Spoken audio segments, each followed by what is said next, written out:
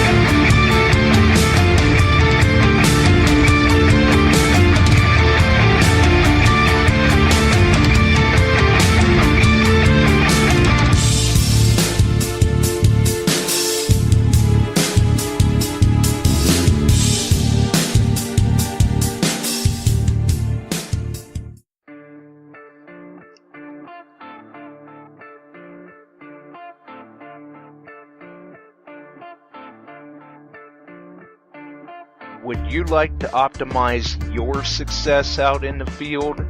Metal detecting and gold prospecting? One word: Coiltech. They've been manufacturing high-performance aftermarket coils for years now for popular models such as the E-Track, the Sovereign, the Explorer series, the GPX series, and our favorite, the 10x5 for the CTX 3030. Great target separation in trashy areas, still maintaining excellent depth for the coil size. Coiltech is optimizing discovery, your potential for success in the field. You can check them out at coiltechmanufacturing.com.au.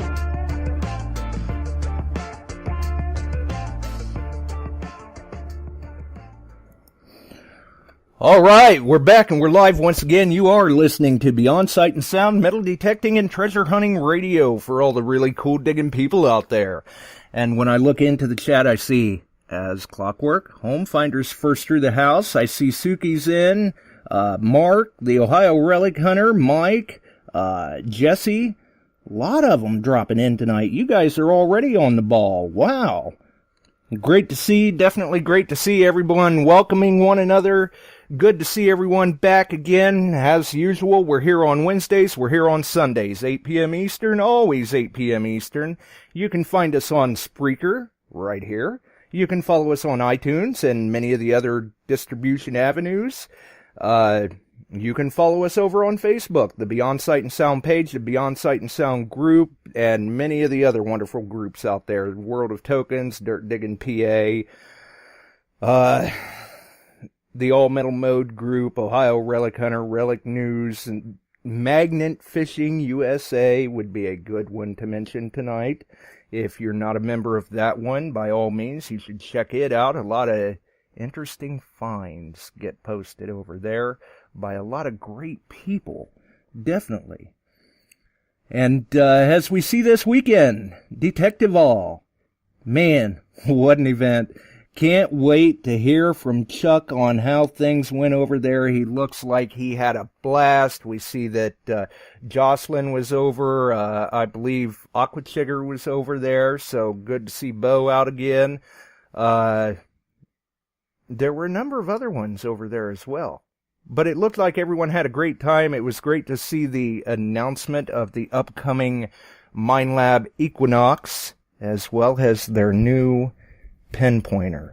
A lot of great things are coming down the pipe, and it's going to be great to hear about them as they come to fruition, as well as hearing about the users who may be receiving their AT-Max units, as they have begun to ship at this point. They're shipping in a limited quantity. Dealers are filling those pre-orders as they come in. So, if you're on the list, by all means, stay patient with it. Hopefully that will arrive at your doorstep or P.O. box, however you dealt with it, whatever dealer you chose, and however you decided to have it shipped. And you get out there and make some very nice finds with it. But speaking of finds, I'm sure some of you, I've announced it over a couple of shows. I know the gentleman tonight has even put out a YouTube video and announced it himself, which was very, very well done. And we also shared that video. And if you guys and gals have not had the opportunity to see any of the videos from BirdDogg, you really do need to go and check him out. He does a wonderful job with his videos. He's just an all-around great guy and a real passion for the hobby. And actually, before we went live, I had dropped the link to his YouTube channel in the show description. I'm sure one of the other listeners will be more than happy to post it in the chat for us as well if you can't get to the description or anything like that. Just some really great videos. So if you haven't checked him out, or maybe you're not subscribed to him, by all means, you have the mode, the method, the way to go about it. The path has been presented. Go check out the videos. If you like it, subscribe. Leave him a comment. He does seem to try to get back to the comments in a reply. I'm sure he's a very busy guy, but I do see that he does reply to some of the comments. So, something to think about there, too. Not all YouTube creators are too busy to take a minute and just give a little bit of a reply. I know from myself doing videos, sometimes it is difficult, but I do still try to do what I can, and as the subscriber base grows, sometimes that is a little more difficult to do, but many of them do still try.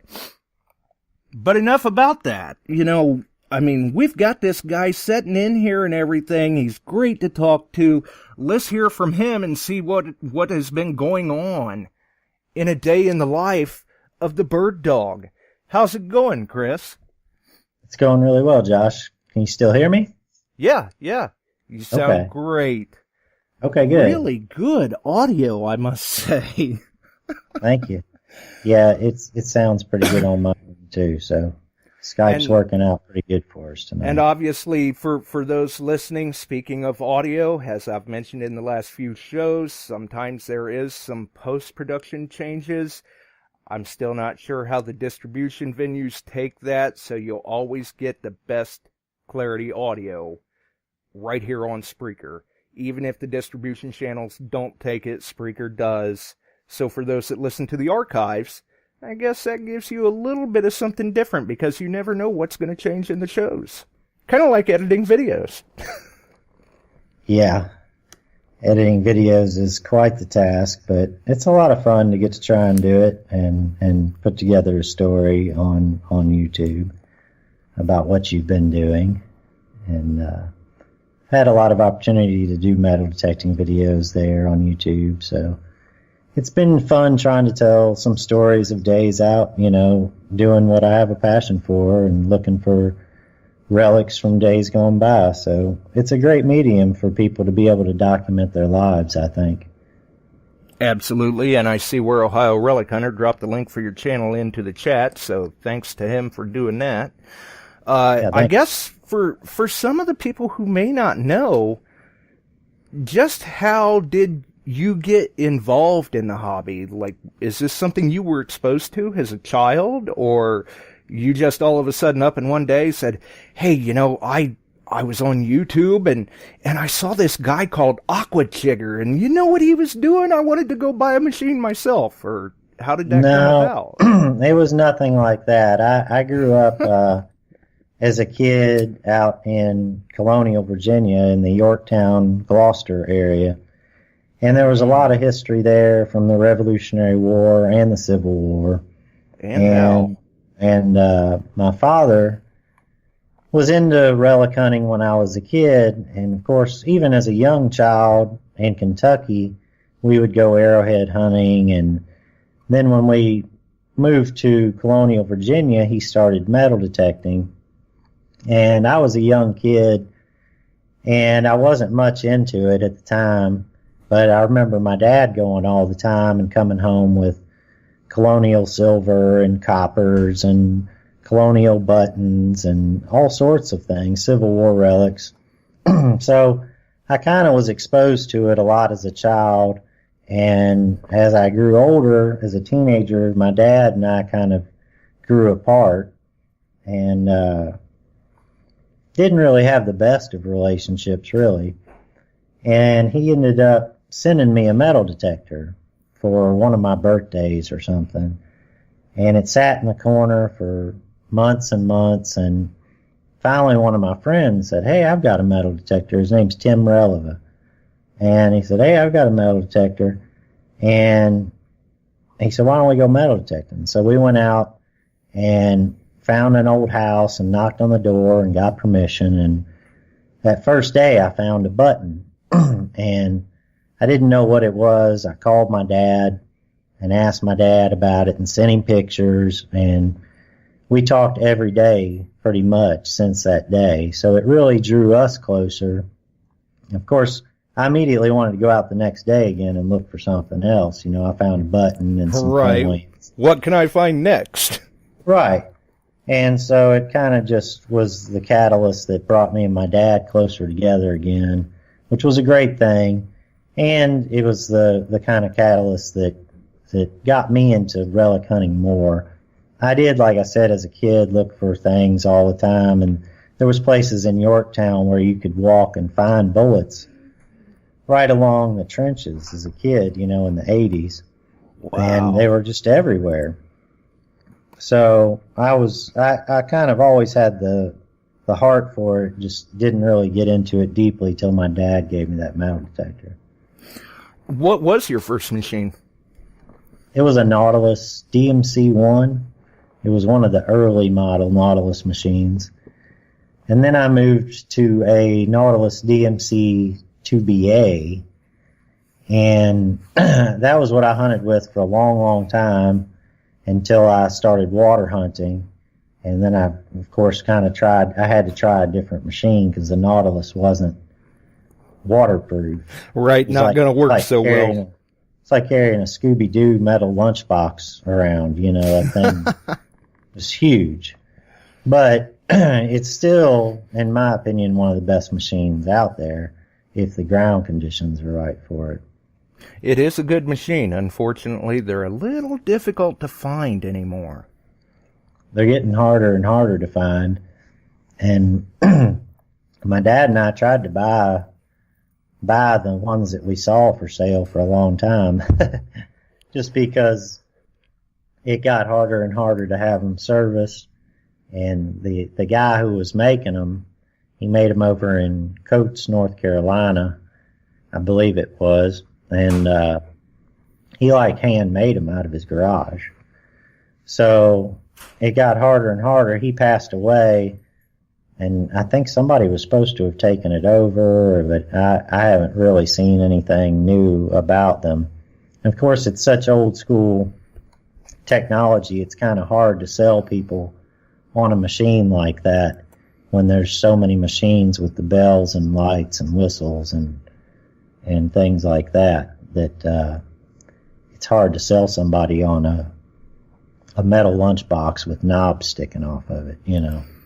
Yeah, that is a good point. With the technology that we have available to us today, everybody seems to be more interested in screens and displays and bells and whistles and GPS tracking capability. Mm-hmm. Yeah, and you know, it's kind of a mixed bag for me. There's situations where I feel like I need more discrimination, and then there's situations where I think the less discrimination you have, the better. Absolutely. And that was kind of the beauty of the Nautilus machine, was that you had all metal mode in one ear and discrimination mode in the other ear. And you were kind of the processor. There was no numbers that said this is a pull tab or not a pull tab. And you had to decide whether or not to dig. And more often than not, you dug, amazing things that would have gotten left behind by another machine. So I would agree. Love that technology, and somebody who's skilled with that technology and using their ears and a small coil even, you can hunt a trashy yard and do just as well, if not better, than somebody with a machine that has a discriminating feature and shows you a number. So it's that learning curve takes a long time, and it's hard for people to get over that learning curve to get to that point of being able to discriminate with their ears instead of a screen. So, and I understand, like I said, I understand a lot of circumstances. I want right.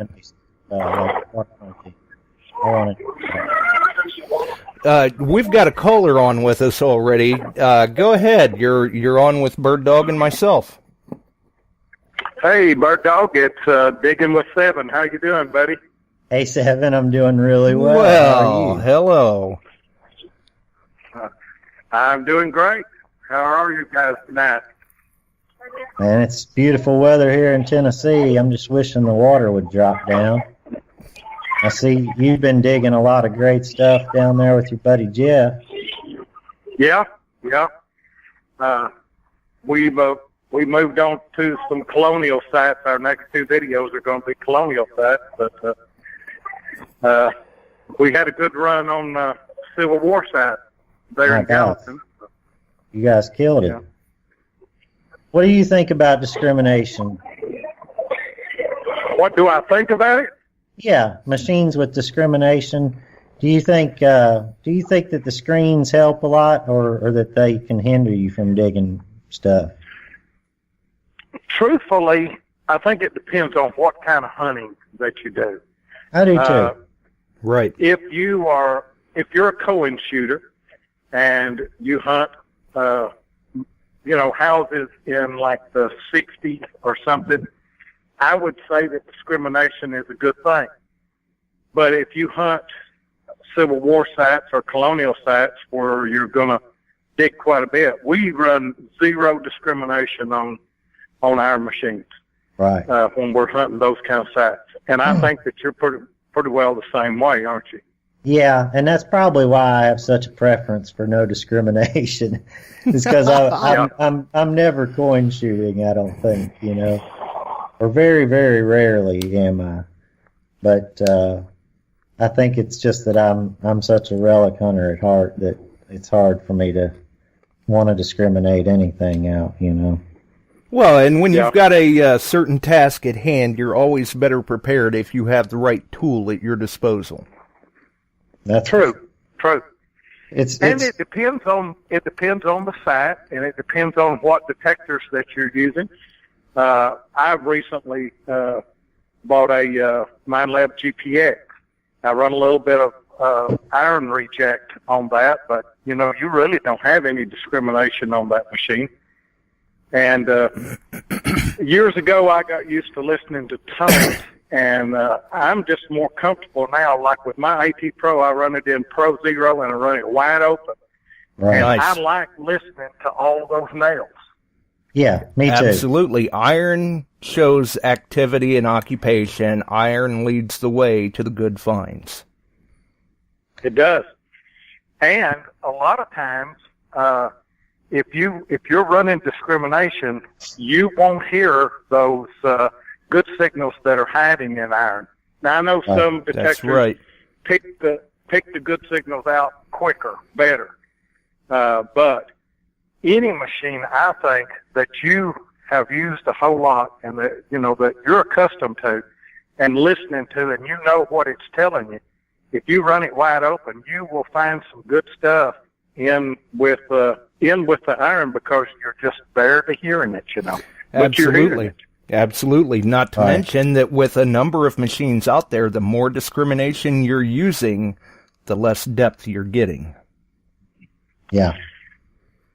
That's something else, and BirdDogg can chime in on this as well. But I think it slows the machine down because you're asking the machine to do too many processes at one time.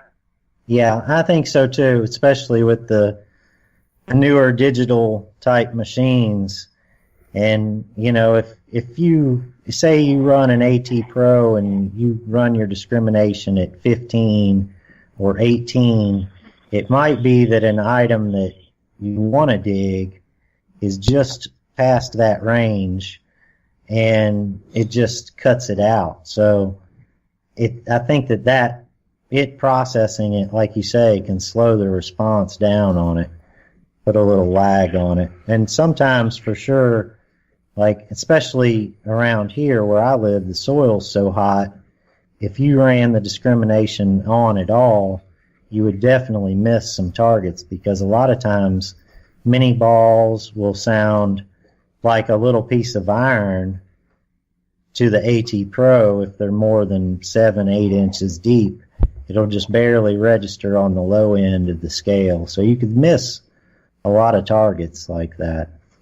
Well, not to mention the fact, too, that some of the newcomers to the hobby, I've said oftentimes, one of the best things they can do if they get themselves a machine with a screen, put a piece of tape over that screen. Audio wins out over VDI. And a lot of people put too much faith in those numbers and say, oh, well, it says it's this number, that's got to be a junk target. And you guys know as well as I do, they're missing good finds that way. Right. Some of my best finds that I've found have been the junkiest signals. Right. I'm talking about a tram. It was the junkiest signal. I'm talking about large scent. Mm-hmm. They're some of the junkiest signals that you will hear. But looking back over, I've been hunting for, I don't know, over 30 years, and used a variety of machines. Started out with the old whites, where all you did was tones, because you didn't have a screen to look at. Right, but absolutely. I think that somebody that learns to hunt by tones, I pay very little attention anymore to anything that the numbers are saying, because like BirdDogg said, if you get a mini ball and it's 6 or 7 inches deep, it's going to be jumping on the VDI anyway, and it's not going to be solid unless it's just maybe a 69 mini that's 4 inches deep. It'll be pretty solid, but it depends on how it's laying, and it depends on the soil conditions, whether it's dry or whether it's wet, and what's in the ground with it. That's right. What's beside it. That's exactly right. And the orientation of a target can affect it a lot. Like you say, like a trime can sound terrible if it's laying, vertically. It could sound like a trash signal when it's one of the things you'd want to dig more than anything. Something like that, a small piece of silver laying on its side, not flat, not presenting a flat surface to the machine. Right. Could ring really junky. Yeah, you're right. And I've got a couple of cut Spanish silver that I only heard one way. And I think that they were laying on their side, and I was only getting the length of them. And whenever I come across, it was so narrow that it wasn't enough to really give a signal. But it was a fairly good signal one way, Right. We dig it all. Well, Out with us. And there again, with the trimes, they're such a small target to begin with that I think a lot of people have a misconception that one silver coin rings up just like the next, and trimes do not. They do not. And we've got a couple of coins that are coming up on our next 2 videos that were awful signals, but when you see them, it's the kind of stuff that everybody dreams about digging, it's those kind of things.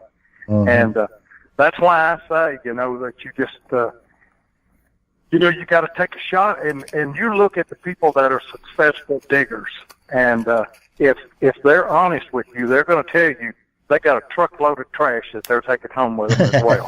Exactly. Yeah. We're all out there digging trash. It's not like it's some deep, dark, dirty secret or something. We just don't post it a lot of times. Right. Well, my boat's almost sunk on me a couple times carrying so much iron out, trying to get it out of the water, that I've been barely able to paddle out of there. So, and it's just hard to justify shooting a video of every railroad spike and piece of car that I pull out of the river, because it would be the most boring video in the world, I think. It would, and that's not what. It's hard enough to make a metal detecting video exciting. Even Right. when you're finding good stuff. Yeah, It is, exactly. no doubt about it, though. Well, Go ahead. Oh, I was just going to say exactly. I mean, you make the good finds, but we can't all be out there popping these really eye-popping finds every plug we cut. So there is downtime to it. It does get a little dull at times if you're, trying to film everything going, oh, look, it's another railroad spike. Who would have thunk it? Yeah. well, and BirdDogg will tell you, even hunting, dryland hunting on a camp or something, how many horseshoes would you say that you would dig in a year, Chris? Hundreds. Hundreds. And there's just so many nails and so many, and anybody who does it knows. I mean, you're probably on a good day, you're at a 80% ratio. That's on a great day. You dig maybe 80% trash, 20% relics on a great day. On a horrible day, you dig 99.99% trash. Right, and come home with 2 or 3 buttons and a bullet. That's a good day, and that's the reality of it, is they aren't always astronomical, amazing days. And it's just... And, I think something else. I think a lot of people, especially beginners, that watch our videos, and like you say, we don't post all the trash and everything that we dig. I think they get a false conception that we're just going out there and digging good targets, and it's not that way. I mean, No. I've got to say, and I pretty well live by it. If I can go out and hunt a 3 or 4 hour hunt, if I can find one decent find, I'm happy. Yeah. I don't set my expectations up real high. Now, every once in a while, you'll hit a dynamite site, and you'll just find all kinds, Sure. But Right, but to do that every day, day in and day out, is a whole other story. You can't do it. No. You can't do it. There's nobody throwing new mini balls out there, in a field after you dig it up.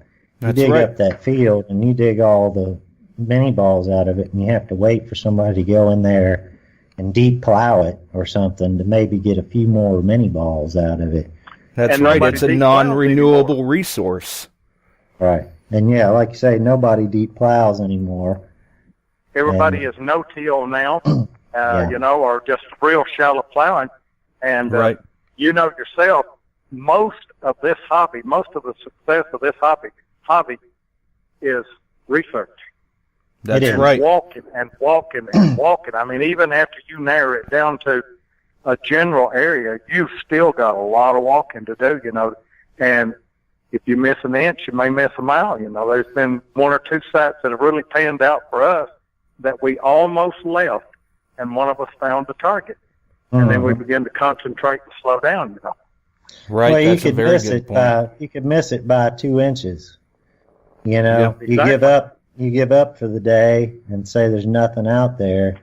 And if you'd have just walked another 2 feet, you could start hitting on the edge of something amazing. It's just, and I think that's a big part of what keeps all of us going back metal detecting is that unknown. You never know what the next hole's going to bring. And Yep, one more not- target.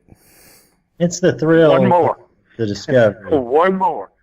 And it's And- funny because usually the finds then go home, you have that amazing thrill of the discovery, and then usually your finds go home and they get put on the shelf, and you show them to friends every once in a while, anybody you can get to look at them. But really Right. the significance is that moment of discovery, I think. For me, at least, that's It is. kind of the biggest thrill, is that initial moment of, oh my God, I just found a whatever, insert whatever you just found. And then, that's kind of the thrill of the hunt, I think, to me, is that moment of discovery. Yeah, absolutely. I think so too. We donate to the local museum. The things that I find here in Southern Kentucky, I donate to Civil War stuff. I donate and document and everything to our local museum.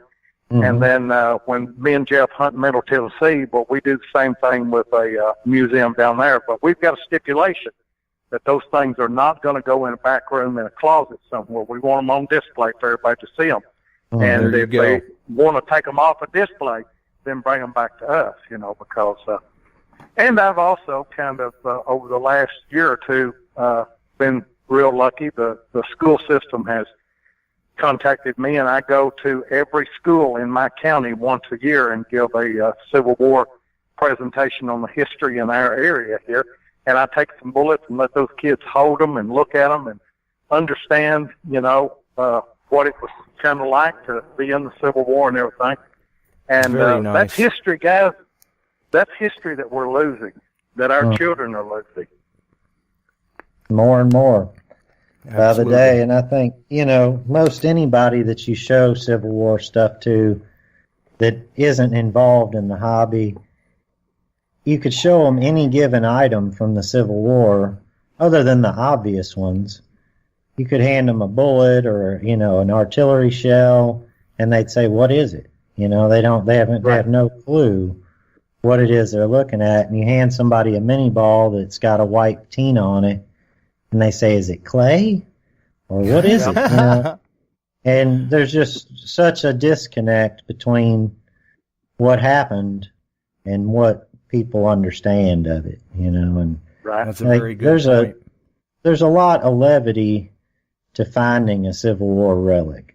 And I think that's a large part why I relic hunt and why I'm not so interested in coin shooting and things like that, is I don't feel that same levity when I find a coin that I do when I find a Civil War relic. Just the kind of weight of what was happening at that time. And like Right. you say, what the soldiers went through, it's hard for us to imagine doing a 15-mile forced march or a 20-mile forced march wearing homemade clothes and, wool socks and in the heat with none of the modern comforts that we have. We're so far removed from that.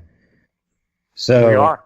And, that I think is a large part of the lure of that to me, is just the imagination. I think it is. Yeah, I think it is to a lot of people. Me, I'm more interested probably in the historical aspect of it, and therefore I'm as comfortable on the Civil War side as I am a colonial side, because both of those are really old history, and they're history that takes us back to really important times in the history of our nation.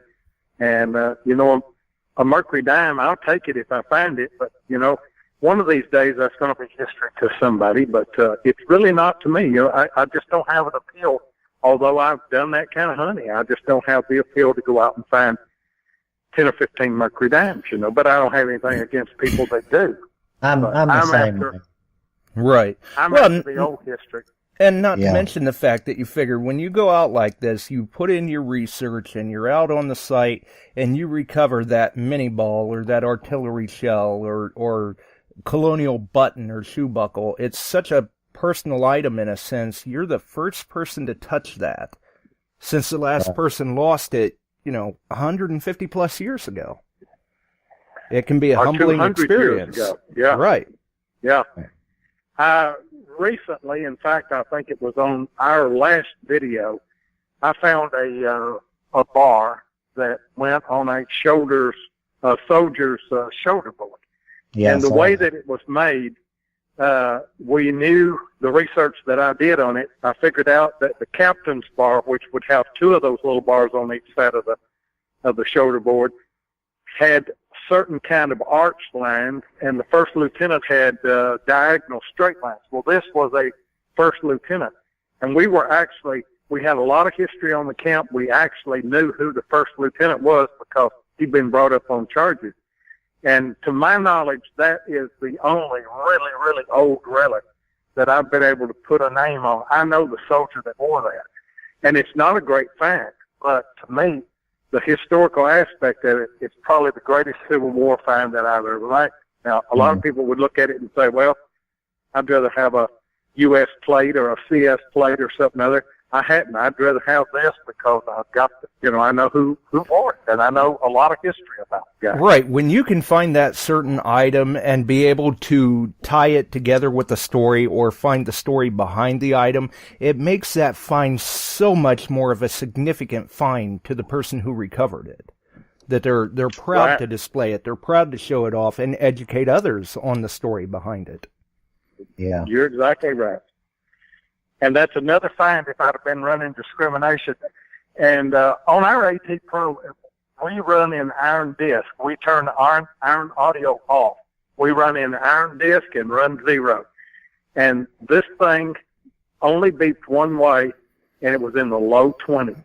And that's something that it was just barely above a grunt of a nail. It just had a little peak that I was hearing. Yeah, it would have been real easy for others to walk on it. And that's like the bayonet I found down hunting with my buddy Mike in the river. It rang in 18, and it didn't seem like a bayonet or anything like that to me by the signal. And because I run mine the same way with no discrimination, and leave the iron audio off. And, but I just always instinctively stick my magnet down if it gives any kind of iron signal, And I stuck it down. It was reading 18 and pulled a bayonet out, So yep. Nice. You never can tell what a signal's going to be, but those tones, if it's giving you a consistent and repeatable tone, that's the trigger for me, not what the number says at all, Absolutely. I really never look at the numbers. I may glance at them or something other, but I'm listening to anything that repeats. I don't care if of course I dig a lot of nails, and you can tell anybody that's a square nail that is bent 90 degrees. I mean, it sounds like silver, or it sounds like a mini ball, or it sounds so good. Right. And I'd just like to know how many of those that I've done, And especially hunting with a pulse machine for relics. Yeah. You're going to dig every nail in the field. Yep, you sure are. And if you don't, you're going to leave some bullets behind, That's right. Yeah, they may wind up, like you said, digging a lot of nails out there in the field, but time, the quality of finds is relevant to time spent in the field, and you got to dig it if you're going to bring any of those goodies home. That's exactly right. And, it's like I said a while ago, anybody that's first starting out in this hobby, get ready to do a lot of digging, because that's what it's going to take if you're going to be successful. Right. Yeah. Because they don't make a machine that's going to tell you, that's a really good find. You need to dig it. It's just the sound, and there are just so many different sounds. Right. If they did, we'd all be using it. Right. Yeah. It's a numbers game. Well, if they were that good, then there wouldn't be any relics left, because, everybody would have already dug them up. But they're there because people just don't put the time and work that some people do, That's the key. It's, hours in the field and holes dug.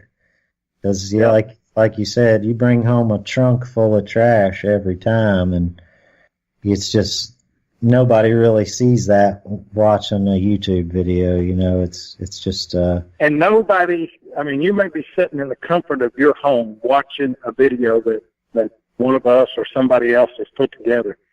And I remember one day, BirdDogg and his dad and I were hunting at a spot, and I went across the field to film something that BirdDogg had found, and it was it was spitting snow, wasn't it, BirdDogg? It was Yeah. cold. It was I mean, freezing. you got to brave the elements, you know. Yep. That's right. Rain or shine. Yeah. That's right. I'm gonna get Yeah. off and let somebody else get on. I just wanted to holler at you and touch base with you and talk with you for a little bit. Yeah. Just keep on, brother. Yeah, you too. It's good to talk to you. Let's get together and hunt this fall. Okay. Tell your dad that I said hello, and we'll talk to you later. All right, I'll do it. Thanks for Bye-bye. the call. All right. Well, Yeah. that was obviously, for those who don't know, Digging with Seven on YouTube. Yeah, he's a great guy, and I've been lucky enough to get to go out and hunt with him and my dad, which was a really fun hunt. We went to a Civil War camp, and I think both him and I do have a video on that hunt. So it was a good hunt, a good time. He's a great guy. Yeah, and there again, he does a very good job with his videos as well. His videos are great. He does a much better job than I do on videos, and I love his little historical segments in the middle of all his videos. He's just a really great creative mind as well as a great relic hunter. So good to talk to him for sure. I hope we get to get out again this fall. My dad and I are getting ready to go back to the button mine, is what we call it. We went to a site last fall, and in 2 days we dug over 800 buttons. And Ooh, nice. So, we're getting ready to go back there in October. I'm really looking forward to that trip and going up north into the great north to dig some buttons. And might try and do some other digging up there. I know we've got to spend a couple days in Boston and probably try and find some places to dig around there in Boston while we're up there as well before we go up further north and go to the button mine up in Connecticut. So Nice. Great historical area up around there. yeah, and we were lucky enough to get on this place that was a shoddy mill, and shoddy mills are where they used to recycle wool, and they'd make shoddy cloth, and they would basically recycle old wool clothing. And so people would bring in their old wool clothes to these factories, and they'd dip it in acid, a type of acid that would eat the cotton out of the cloth, which would subsequently make the buttons fall off. And at the end of the day, they'd collect these pans full of this goo and buttons. They'd take them out and they'd dump them. So if you can find these old shoddy mills, you can potentially find a gold mine of buttons, literally piles of buttons. And Oh, yeah. the section of woods we were working, I would estimate there were a couple million buttons laying out there. And you just shovel them up and screen through them and pick out the ones you like, basically. And it's a pretty amazing place. I'm really looking forward to getting back up there for a couple of days and poking around, seeing what we can turn up. Sounds like it should be another great video coming up. Hopefully. We'll see. It's going to be a fun trip with my dad. I'm riding up there with him. We'll be up in New England area for, I guess, a week and a half. So it'll be a fun trip getting out with him and doing some things. I'm really looking forward to getting to spend some time with him and trying to finish out the water hunting season. The water's been up a little bit here, so it's been tough, but I'm watching the water levels right now, actually. Right. And they're dropping. So hoping I can get in at least another week or two of water hunting before we go up north. And then maybe for a little while into October, still be able to do some water hunting. Nice. Nice. So you normally try to stay in the water until it gets basically too cool for you? Yeah, that's my goal. And I've hunted all the way up into January before in the water, but I try and stay in the water until it's tolerable. You know, I went hunting, I guess yesterday or the day before, and I nearly burned alive. You know, it's so hot down here. I'm down near Chattanooga. Right. And it's just murderously hot for hunting on land for me, especially when I can be standing in the water. Right. Well, not to mention well, I know you guys have had quite a bit of rain here lately, but if it's that kind of time of the year that you don't have much rain, the ground gets so dry, it's just so much easier to go to the water. That's usually a good way. Water hunting, though, presents its own set of challenges, for sure. Yes, it does.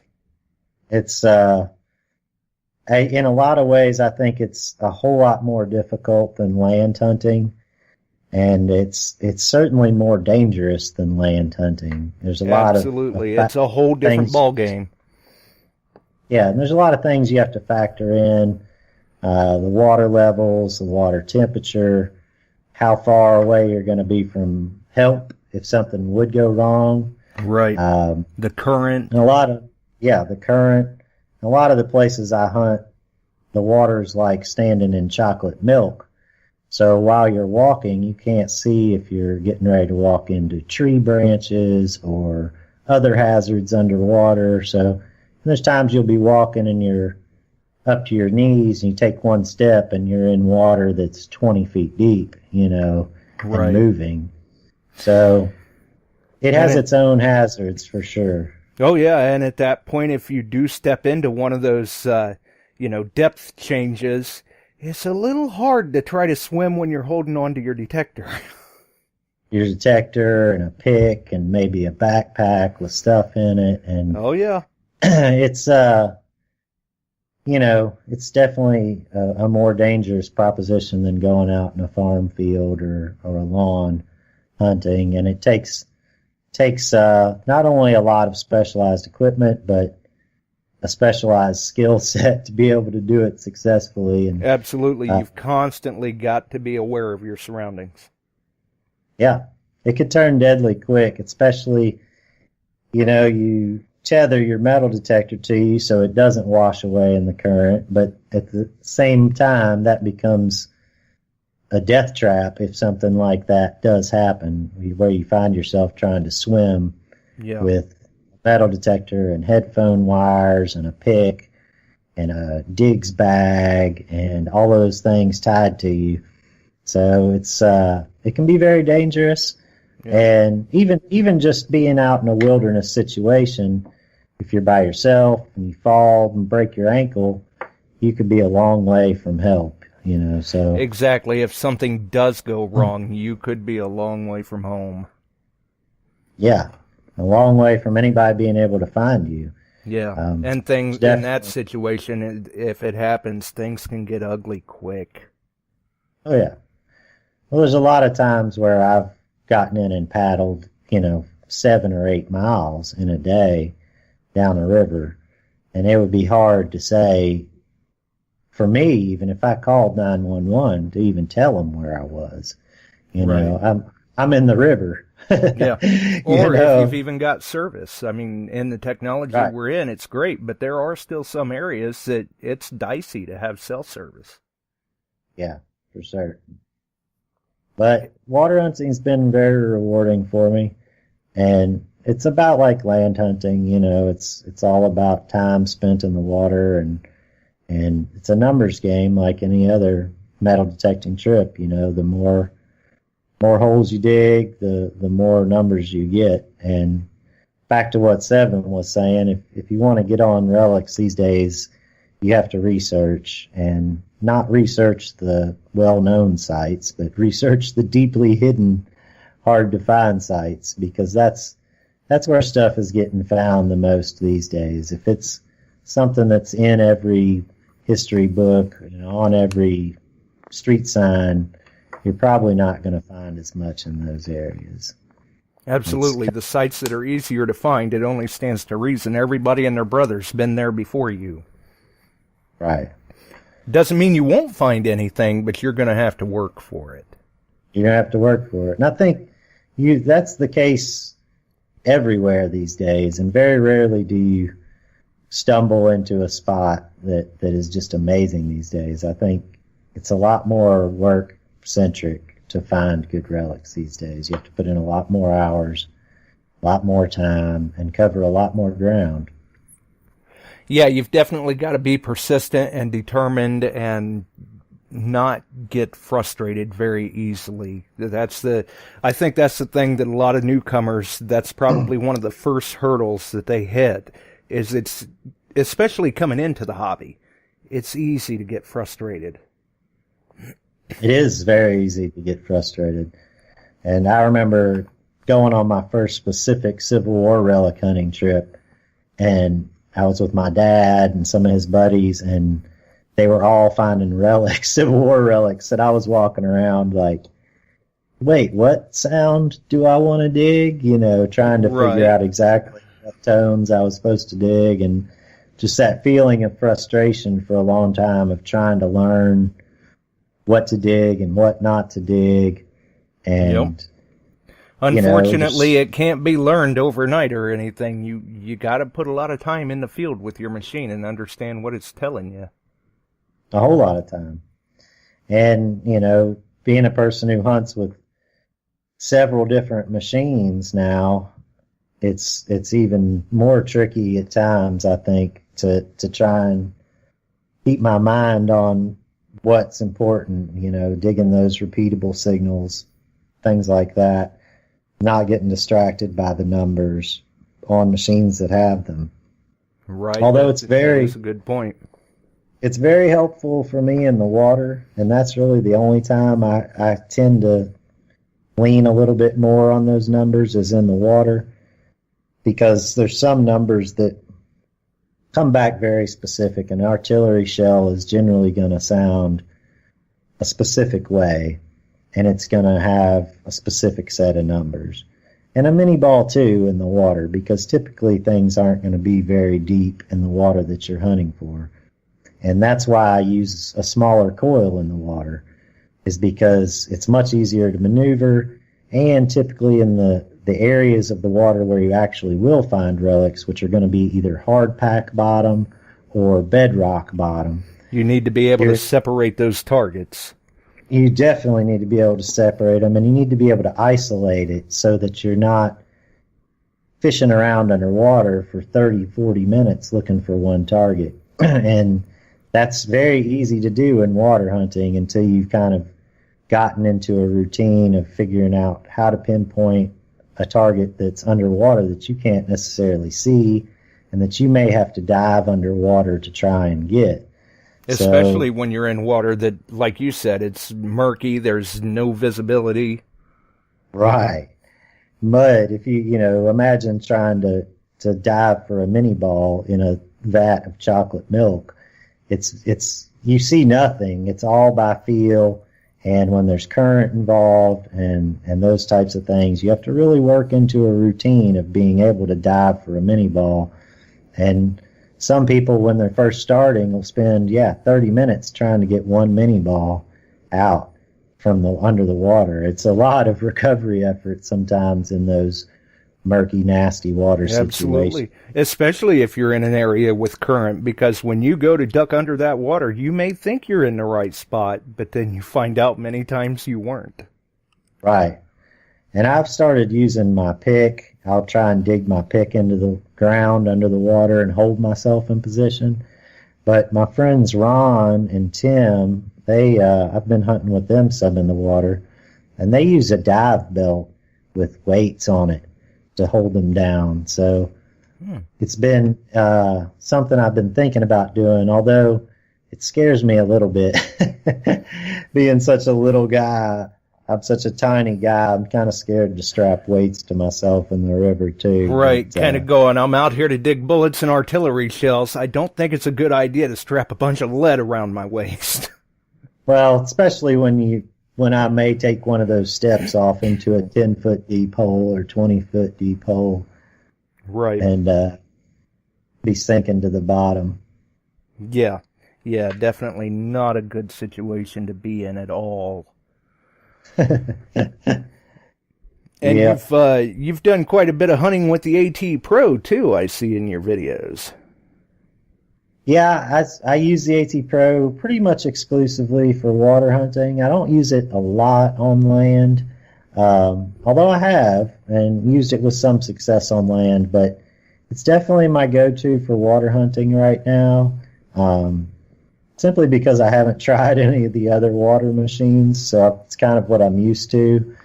But I find it to be a really good machine for water hunting and for specific purposes.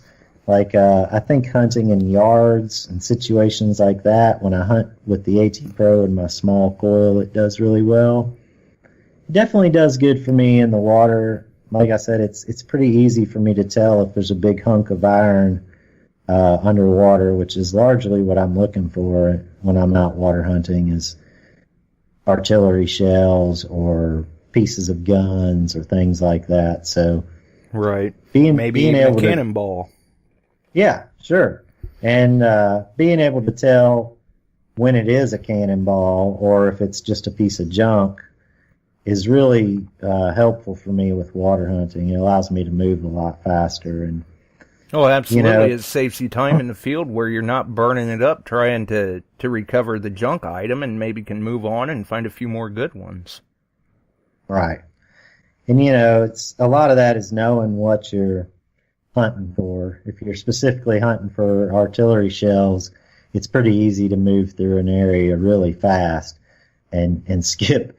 And I'm pretty bad for skipping high tones in the water, but there's so many cans and so much trash in the water that it's very difficult to hunt those high signals unless you're in an area where they may be productive signals to chase. So I usually start when I'm water hunting by moving through an area really fast, listening for either mini ball signals or artillery signals. And if I start to find those signals, then I'll start to listen more intently to other signals as well. Right, but then it's time to kind of slow down. Yeah, it helps me cover a lot more area, because those are the most prominent relics you're going to find when you're Civil War relic hunting, is mini balls and maybe artillery frags if you're in an area where there's a battle. So, I'm listening for the ones that I know there's likely the most of. And if you're in a hot Civil War area, that's what you're going to find the most of, is mini balls, inevitably. That would make sense. I can see where that would make a lot of sense. Do you remember your first artillery shell recovered? I do. It was in Perryville, Kentucky, and I was digging at a site where I found a lot of Civil War relics. Some of my very best finds came from that site, and it's actually since been converted into parkland. That property has been sold and bought by the Park Service there, and it's now part of that battlefield itself. But I dug a signal with the Nautilus, and it was a very faint signal. The Nautilus, like I said, it hunts in all metal mode and discrimination mode at the same time. Right. And you hear all metal in one earphone and discrimination in the other one.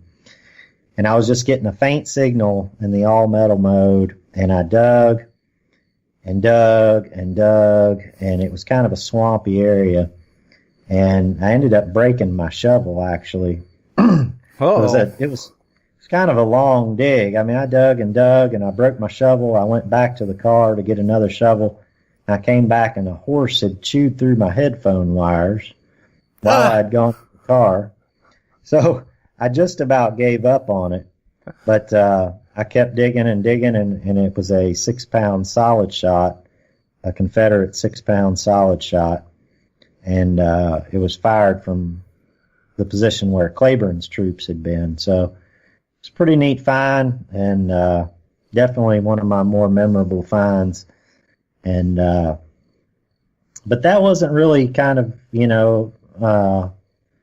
a regular thing for me back then to dig a lot of iron. I didn't really start getting into that until I got into water hunting and chasing artillery shells down in the water.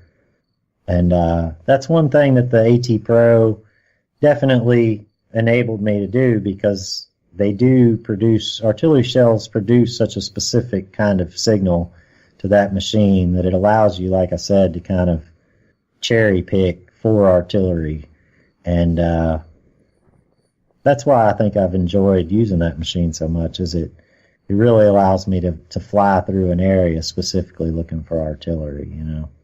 Well, and it does seem to have done very well for you in the past, although I'm sure that would be a very memorable experience to to go and come back from the car and find out that an animal's chewed through your headphone cable. Oh, man. Me and that horse had some words in the field. There's no doubt about that. I'll bet. That had to be kind of frustrating.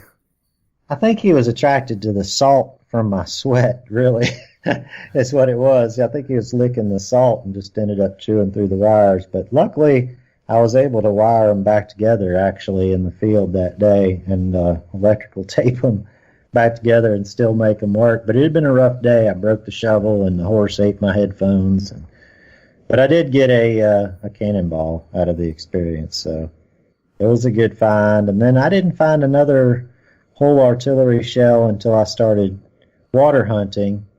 And I water hunted a whole season without finding one. I did find a breastplate from the Civil War that first season, and a whole lot of bullets in the water that first season in the water.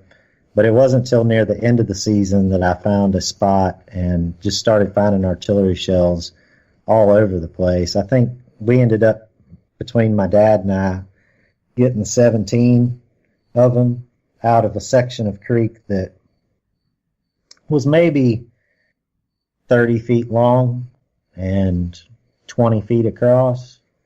Wow. So we dug a whole bunch out of them, and it was kind of interesting. It was near the end of the season, and I had one last place marked on a map, basically on Google Earth. I had marked a spot and said, I want to look right here. And I went and got permission to access the creek and hiked way down the creek.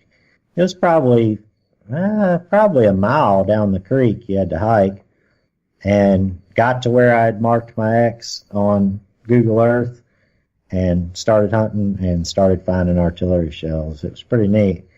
And it was funny, though, because, of course, we searched all up and down that creek everywhere else, and never did find anything else Civil War at all in that creek other than in that, 25, 30-foot long section. You just happened to be lucky enough to drop right into the spot. Yeah. And it's funny enough, that's my most recent artillery shell was the same way. I'd kind of marked a spot on a map and went and got permission and dropped down the hill straight into where I'd marked on the map and found an artillery shell and 2 artillery shell bases in a 40-foot long area in the creek, and then beat myself to death the rest of the day walking up and down the creek and didn't find anything else. It's strange how, like you say, you could miss something by 6 inches or a foot and never know it was there, and just keep walking oblivious to the fact that you may have just been feet from finding exactly what you were looking for. Right. Well, I guess in that situation, sometimes being oblivious to the fact is a whole lot better to deal with than to go home and realize that you were just right there. Yeah, I think that's why I walk myself to death some days. There's definitely days where I'll walk 6 to 8 miles in the water, and it's just a grueling day if you don't find anything. It makes for just a really defeating day for sure, especially if it's at the end of a drive 3 or 4 hours to check out a new spot, get in a creek and walk for miles and miles and miles and miles, and then get back in the car completely defeated and drive home. But it's all part of it, and that's I think if every time you went out you found everything you ever wanted to find, it would get old quick. We wouldn't have the passion to get out there when we can and see what we can recover. Right. And I guess without the taste of defeat, it makes it all that much harder to appreciate the success. Yeah, for sure. Well, I know we've all felt our share of defeat in this hobby. Oh, yeah.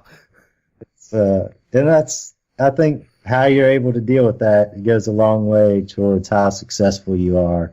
You know, letting it inspire you and looking at it like, well, I know where not to hunt now.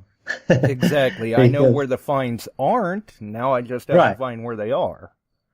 And that is one great thing about documenting where I've been and the places I've gone. And I urge everyone to document it, whether it's through video or through a journal, a hunting journal. And I for a long time, I kept a written journal of every day I hunted, where I hunted, and what, if anything, I found. And even if I didn't find anything, I documented that. And it was a great reference for me over the years of hunting, you know, and even now to look back over, 20 years of going to different places and saying, well, I know I found a whole bunch of stuff here, but nothing here, or just a little bit here. Being able to go back and look at those things helps you put together not only a mental picture of where there might be things, but also even a chance to put together a map of where things may or may not have been in a county by looking at the properties you were at. So absolutely. Or if you get a different machine, hey, I found a few items at this spot. Maybe I can find more now. Exactly. And that was definitely the case for me with the Pulse machine, going back to spots where I had beaten to death with a VLF machine and found all kinds of relics. And I go back to those areas with a Pulse machine and it's reopened new ground to me. I'm finding more relics there again. So right, breathes new life into the site. Definitely important, I think, for everybody to document what they find, not only for that purpose, but for the purpose of posterity, because at some point, we're all going to be gone, and our stuff is just going to be junk to anybody who doesn't know what it is. And I donate stuff to museums as well, and intend to donate a lot of my relics at some point to a museum. But if, I know there's a lot of relics that'll stay in my family, and when I'm gone, they're likely to just be junk to anyone else in the family if I haven't documented exactly what they are. So I urge everyone who metal detects to document what they find. That's a very good point, because if you've got it documented like that, then the other people who may not have had a clue, hopefully they realize the significance of the item. Right. Well, and the value of the item. And you don't necessarily have to put a monetary value, but I know a lot of my friends who metal detect are older gentlemen, and at some point they will be gone, and their spouse or their children or whoever will be left with these boxes of stuff. And if they haven't gone through and documented not only their stuff, but a general value of what the items are worth, the family may not attribute any value to them, and they may be lost, or families may be taken advantage of. So I think it's really important for us to document, and it's a lot harder for people like my dad who didn't document a lot of stuff, and I've gotten on him for a long time about, you need to document it all, because how am I going to know where you found all this stuff, Right. And it's a lot harder to catch up than it is to stay current with it. And so when I get home, I always have a digging log where I write down exactly what I found and where I found it. And even the days I didn't find stuff, like I said. And so at some point, it'll be a lot easier for me to go through and make an inventory of the relics that I have. Right. For future generations. Yeah, and in some points, too, say you find a really nice item, but depending on the story that's tied to that item or the location that that item was found, could dramatically increase the value of it. Right. Well, the provenance of a relic is everything. Exactly. And that's kind of the relevance of the story. And that's one tricky thing for a person making YouTube videos to wrestle with, the juxtaposition of, is wanting to share the relevance of a relic, but not wanting to give away your location necessarily. Yeah, absolutely. That can be a very fine line at times. It is. And, in particularly, it's hard for me to convey the levity of something like an artillery shell without saying, these troops were firing at these troops, specifically, who was trying to kill who with this, right, where I'm at, and the relevance of that battle, things like that. And that's kind of why I started doing a lot of my videos that weren't metal detecting necessarily, but were more historic videos, where I went to a historic site and told about the historic site. It's because I wanted to be able to tell some of these stories of battlefields and historic homes and historic sites without having a metal detector in my hand and saying, I'm detecting here, because obviously you can't detect at someplace like Chickamauga battlefield. Right. But it's actually a bigger picture, or a part of the bigger picture of where I'm finding relics, because I'm definitely not on the battlefield metal detecting, but I'm metal detecting in the area that was part of the campaign associated with that. Right. So, and I try and go and tell stories about those areas without necessarily doing it in the specific video where I'm standing in a field that's part of a camp associated with that, because it'd be easy for someone to find that location. And that's not fair to the landowner more so than me.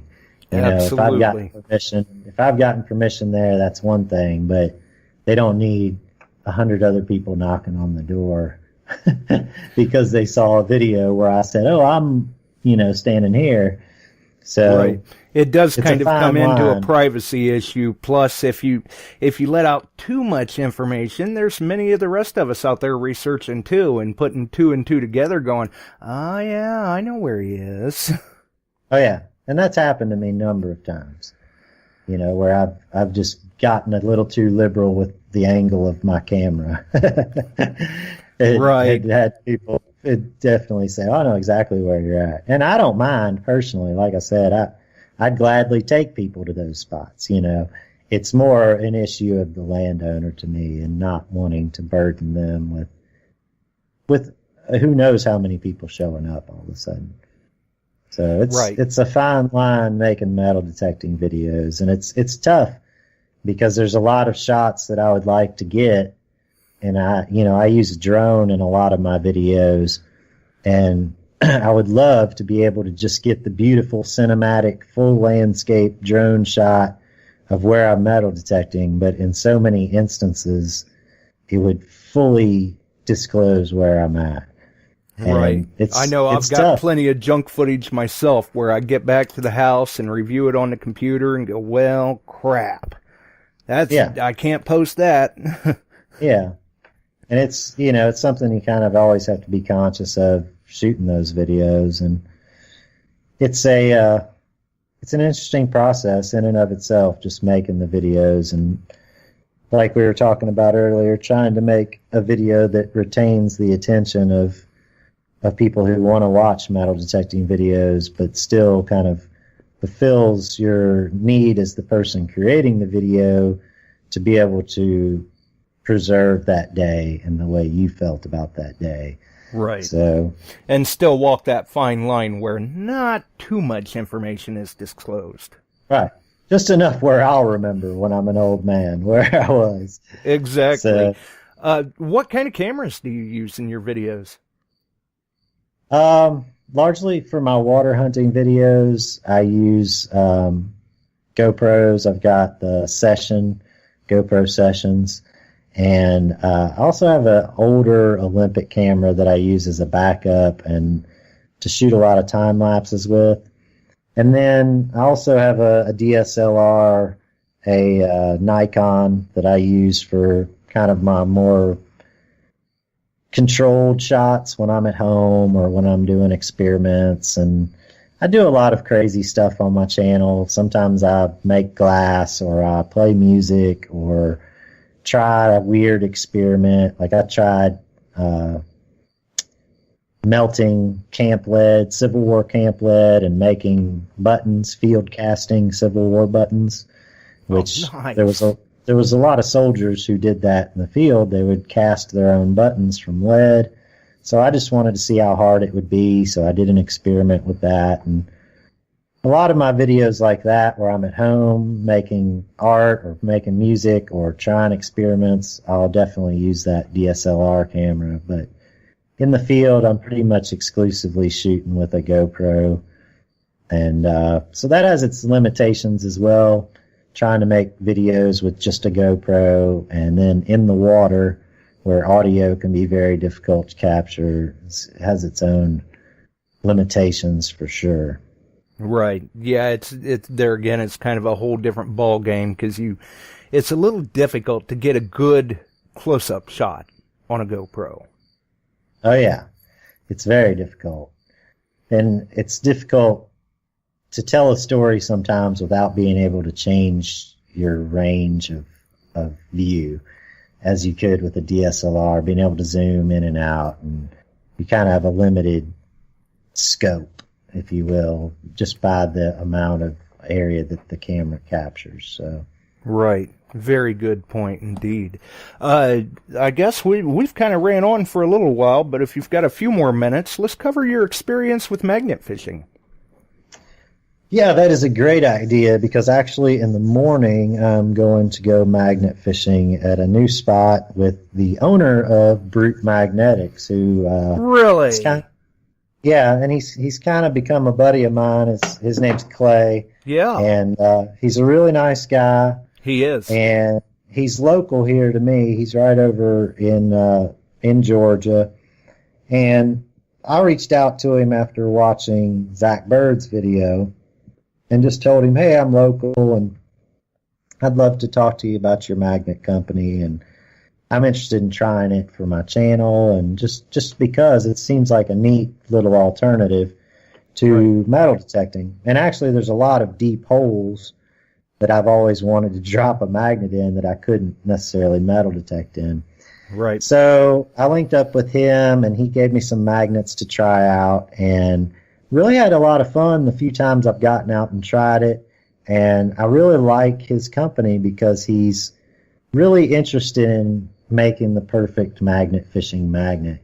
And so he's tried a lot of different designs, and he's still trying new designs. He's constantly trying new stuff with it, and he's constantly looking for input from the people who are using the magnets, which I think is a great thing. You know, it's one thing to come up with an idea and run with it.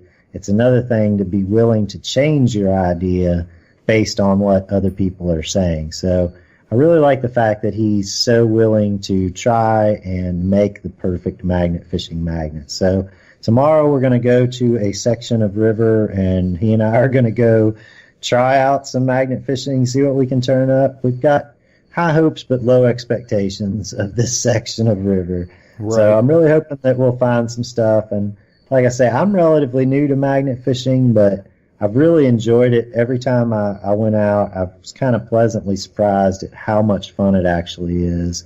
And you just never know. It's kind of like metal detecting. You just never know what's going to be on the end of the magnet when you pull it up. So exactly, when you drag it back in and going, well, there's something on there, but what is it? Oh, wow, I wasn't expecting that. Right, and most times it's trash, but you never can tell. So I'm hopeful for tomorrow. There's a couple rural bridges that go over this section of river, and I'm just imagining crazy handguns and rifles and stuff being thrown off. So we'll see. Your mind wanders on what you may find, and that's the beauty of it all, is what we might find with the next toss of the magnet or the next hole we dig. So absolutely, and I would have to agree that I couldn't have put that any better myself. I have spoken with Clay in the past, and he is a great guy to talk to, a great company, and I really like the way he's constantly trying to change things up, in a sense, to try and find that good, happy medium that works great for the hobby of magnet fishing. Just a good all-around company. there with He really is. Brute Magnetics. Yeah, there's no doubt. And I've had my hands on all their magnets now, and they're just really well made.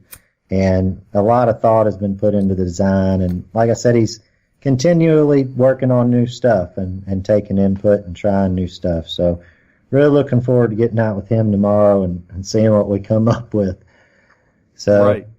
Yeah, when you get out with him, you'll have to tell him I said hello. I've used some Brute Magnetics products too, and I know recently I believe it was platers that he had changed or is in the process of changing.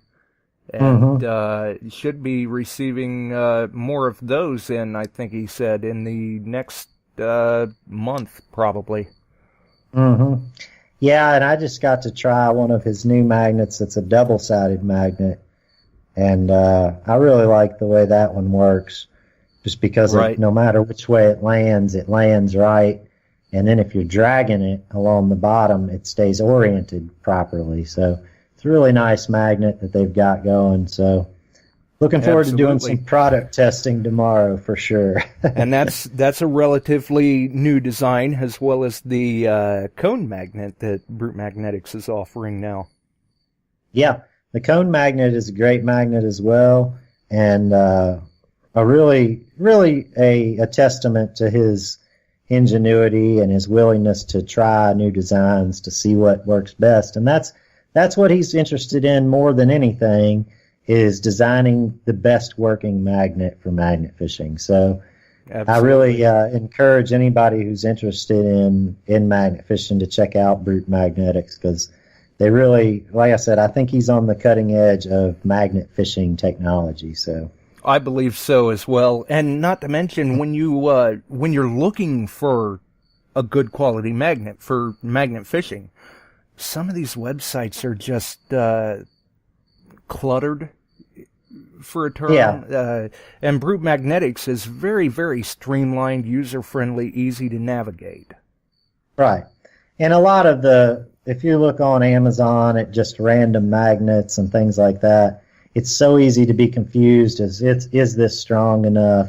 Is this actually going to work well for magnet fishing? Because I can tell you from experience, a lot of the magnets that you buy off of Amazon or eBay or other sites like that are not strong enough to actually pick things up from under the water.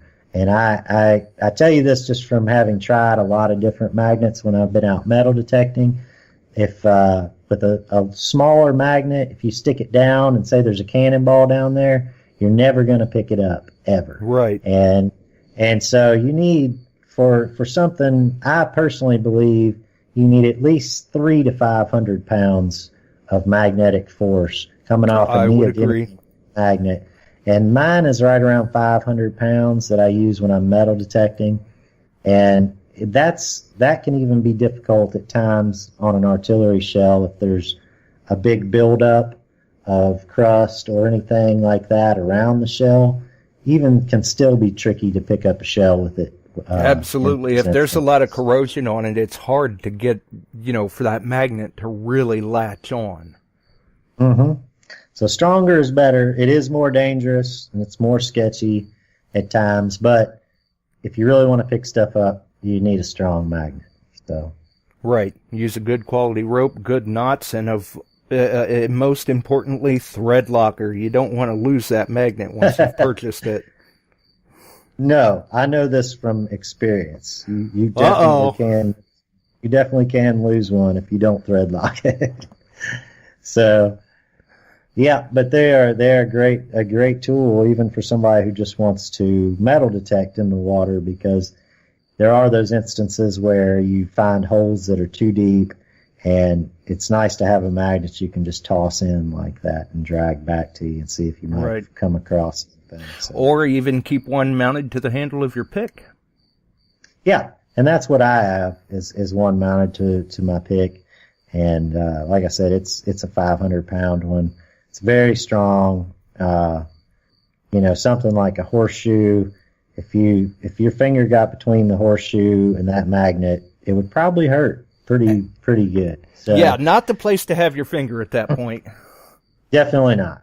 So they're very strong, but when you get used to using them, they're pretty safe and pretty easy to use. You just have to be very conscious. I would Practice say that's those a good way to put knots. Practice those nautical knots, Gordon. it. I use a figure 8 follow through for mine. Right. And I believe, if I remember correctly, you actually use a climber's rope. I do. I use a 7mm climbing rope. It's a dynamic rope, they call it, and that means it has some stretch to it. Mm-hmm. And I found that's really useful to get unsnagged. If you have a static rope, which has no stretch to it, if you pull and you let go, basically nothing happens. But if you have a dynamic rope and you pull and you put it under tension and then you let go really fast, it'll actually pop backwards in the water. And sometimes you can make your magnet pop itself out of a stuck situation like that. That's a very good point. That elasticity would come in kind of handy like that. Yeah, and it's also handy in that if you are dragging a magnet from a boat, which I do in my inflatable boats, it's good to have a little bit of stretch to the line, just in case you snag something. It doesn't necessarily yank you straight into the water. It gives you a little bit of give. That's a good point. Yeah, and I imagine you probably have some sort of a tray or a bucket or something in them inflatable boats, because you certainly wouldn't want to throw a bunch of rusted metal in there without something like that. Those boats I use are pretty heavy duty. They're made for whitewater rafting, and they get run down Class 5 whitewater, so they're pretty rigid. I haven't really ever worried too much about just throwing stuff in my boat, except for I have found some very sharp stuff, which I've kind of either reburied somewhere or very consciously carried out of there. Right. So, but, yeah, definitely don't want to puncture a hole in your transportation. No, I've had it happen though. So yeah, I always carry a pump. But well, there you go. Definitely. And any memorable finds magnet fishing? The only thing I've really found super memorable is I found the tip of a bayonet, but I actually proceeded to promptly lose it the very same day. I found it and set it up on a rock cliff, and then as I was throwing my magnet, the rope caught it and flung it back down into the water. And we never could snag it. We never could snag it again. But I know where it's at, and I'm going to try fishing there again for sure sometime. But Zach Bird found a handgun magnet fishing. Yes, he did. People find stuff all the time, so I just haven't had enough opportunities, I think, to test my hand at it. I've been too busy running around with a metal detector this summer looking for artillery. But maybe tomorrow's the day. We'll see. You never know. Yeah, and Right. I mean, as long as you keep trying, you keep throwing it out there, it's just a matter of numbers. Sooner or later, you're going to run across something good. Yeah, there's no doubt. Well, that's definitely great to hear about your preference, so to speak, of Brute Magnetics. I know I've used some of their magnets too, and they really do a wonderful job. Clay's really doing well with it, and we wish him continued success. I know he's working on a couple of new designs right now that hopefully they work out for him. Yeah. You may even get to see some of those tomorrow. I may see one. Last time I talked to him, he was working on a crazy big magnet with like a couple 1,000 pounds of pull. So there's no telling. We may be pulling a Buick out of the river tomorrow. Yeah, I did talk with him a little bit about some of those, and they sound like great ideas. So it'll be interesting to see them put to practical application and how they work out for him. I think they'll do well, though. Yeah. I didn't know your dad was a coastie, Barbara. Yeah. I was in the Coast Guard, too. I'm just reading the chat here. Sorry. Oh, nice. But anyway, yeah, I'm looking forward to getting out and trying some more magnet fishing for sure, and looking forward to trying to finish out the year water hunting and seeing what else turns up, and then moving on to land hunting. So we'll see how it all goes, and hopefully we'll have a big adventure coming up, going up here to the button mine and digging up some buttons, and hopefully some more adventures will be coming out on the YouTube channel soon. So nice. Very good. Well, I guess we've probably kept you on for a while, and you've probably got an early day and hopefully a good day ahead of you tomorrow. But before we get on out of here, is there anything else you'd like to add? Maybe tips for a newcomer or where people can find you? Well, people can find me on YouTube under BirdDogg, with 2 D's and 2 G's. And just look up BirdDogg metal detecting and you'll find me. And the biggest tip I would give to any beginner is just to stay patient and keep after it. It's just a numbers game. The more holes you dig, the more relics and items you're going to find that you're looking for. So just keep after it. Don't get discouraged. Turn the discrimination off and dig it all. Well, there you go. That sounds like that was very well put indeed. And we certainly appreciate you taking the time to sit down with us tonight. It's been quite informative and absolutely a pleasure to speak with you. You too, Josh. I really appreciate you having me on, and I wish you continued success with the show. So, Well, thank you. I guess we're going to roll on out of here, but for those who have tuned in with us, hopefully you enjoyed the show. If you enjoyed it, by all means, throw us a like here on Spreaker. You can follow us on Spreaker and the many different groups on Facebook.